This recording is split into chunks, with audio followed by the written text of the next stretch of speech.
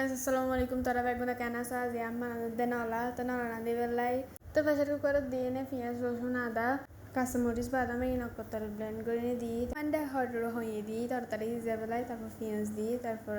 জিরে বাটা দিয়ে নে তেজপাতা লং এলাচি দিই তারপর গোলমরিচ গুঁড়া দিই হলুদ দিয়ে আধা চামচ 3 চামচ মরিচ দিই 4-5 চামচ মশলা দিই